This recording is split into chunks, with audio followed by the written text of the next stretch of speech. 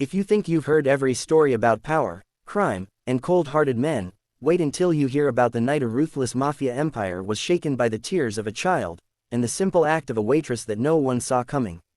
Stay with me, because what she did didn't just stop a boy from crying, it changed the fate of an entire city. And before we begin, if stories that touch your heart and leave you thinking long after they end mean something to you, take a moment to like this video and subscribe to the channel. You never know which story might be the one that changes the way you see the world. Everyone in the city feared Lorenzo Moretti. His name alone could silence a crowded room. As the head of the Moretti crime family, Lorenzo controlled half the businesses in the city's harbor district. Politicians avoided crossing him, rival gangs either joined him or disappeared. He wasn't just powerful, he was untouchable. But there was one thing Lorenzo Moretti could not control: his 8-year-old son, Matteo. Matteo had once been a bright, energetic child. He loved drawing ships and asking endless questions about the sea.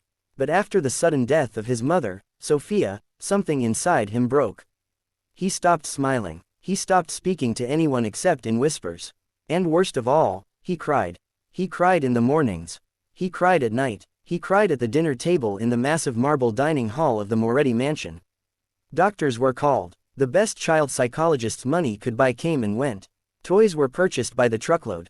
A private tutor was hired. Nothing worked. The crying didn't stop. To Lorenzo, who could negotiate million-dollar deals without blinking, who could order a man banished with a single nod, his son's tears felt like defeat. And Lorenzo Moretti did not know how to handle defeat. One rainy evening, after another failed therapy session, Lorenzo decided to take Matteo out of the mansion. Not to a palace-like restaurant he owned. Not to a private club where people would bow their heads in respect. But to a small, quiet diner on the edge of the old harbor. It was a place Sophia had loved.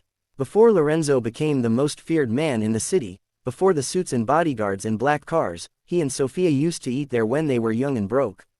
She used to laugh at the cracked vinyl seats and say it made the food taste better. The diner was nearly empty that night. The bell above the door chimed softly as Lorenzo stepped in, Matteo clutching his hand. Conversations stopped. Even without his entourage, Lorenzo's presence was unmistakable. Behind the counter stood a young waitress named Elena. Elena had been working double shifts for months. Her father was sick, and the medical bills were piling up. She had learned to read people quickly: the tired truck driver who needed coffee before speaking, the elderly couple who wanted silence, the lonely businessman who lingered too long. When she looked at Matteo, she didn't see the mafia boss's son. She saw a child whose shoulders were trembling. They took a booth near the window. Matteo's eyes were red and swollen. He didn't look at the menu. He didn't look at his father.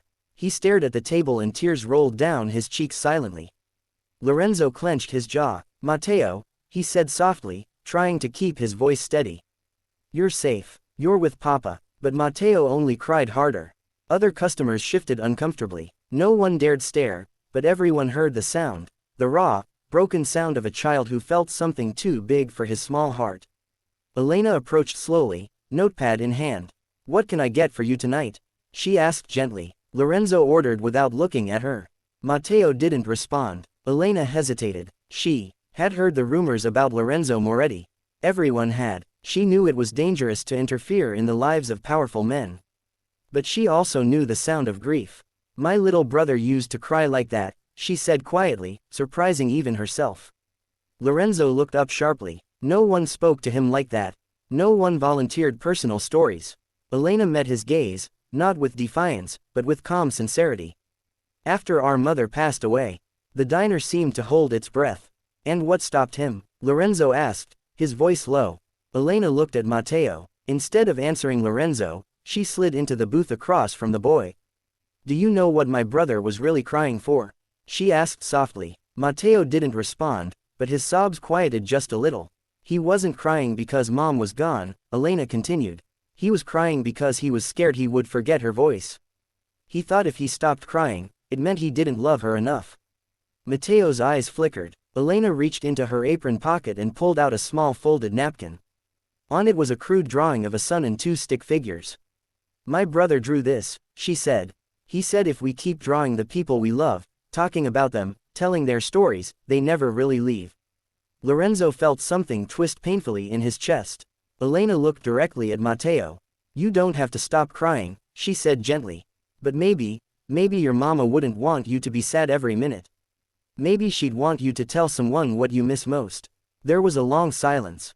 And then, for the first time in months, Matteo spoke clearly. I don't want to forget her laugh. The words shattered Lorenzo. He had spent months trying to silence his son's grief. He had never once asked what he was afraid of losing. Elena smiled softly. What did it sound like? Matteo's lip trembled. Like bells, he whispered. Like tiny bells. Elena nodded. Then let's keep the bells alive. She grabbed a pen and pushed a napkin toward him. Draw her laugh. Matteo hesitated. Slowly, his small hand began to move. He drew circles and lines and shapes that made no sense to anyone else. But to him, it was the sound of bells. Tears still streamed down his face, but they were quieter now. Lorenzo watched, stunned. For the first time since Sophia's death, he saw something other than despair in his son's eyes. He saw focus, memory, love, and in that moment, Lorenzo realized something brutal. He had built an empire on fear, but he didn't know how to build healing. After that night, Matteo insisted on returning to the diner every week.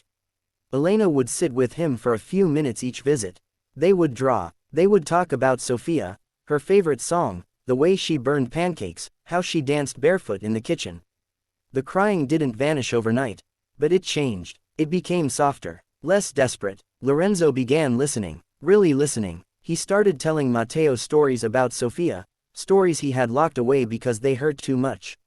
And slowly, something else began to change. One evening, Lorenzo overheard Elena on the phone behind the counter. Her voice was tight with worry. Her father's treatment was being delayed because they couldn't afford it. For years, Lorenzo had solved problems with money and threats. This time, he chose differently. He paid for her father's medical bills anonymously. No threats, no expectations, no strings attached. When Elena found out weeks later, and she did, she walked to their booth with tears in her eyes.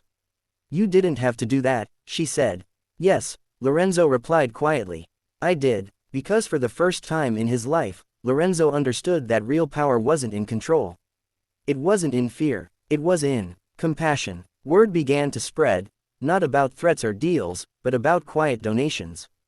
Hospital wings funded, scholarships created, debts forgiven. The city didn't change overnight. But the Moretti name slowly began to mean something different. In Matteo, months later, on a sunny afternoon, he walked into the diner holding a drawing. It was of a little boy standing between two adults. Above them were tiny bells drawn in gold crayon. I still miss her, he told Elena. But I can hear her when I laugh. Lorenzo turned away, wiping his eyes.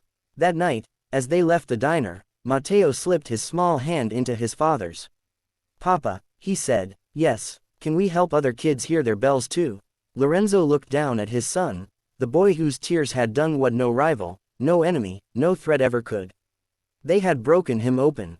Yes, he said, we can, and they did. So if this story touched your heart even a little, remember this: sometimes the strongest empires fall not because of enemies, but because of love. Sometimes the smallest act, a napkin, a drawing, a few kind words, can echo louder than fear ever could. If you believe kindness is still powerful, like this video and subscribe to the channel. Share this story with someone who needs to hear it. Because somewhere out there, someone is crying, and you might be the unbelievable act that changes everything.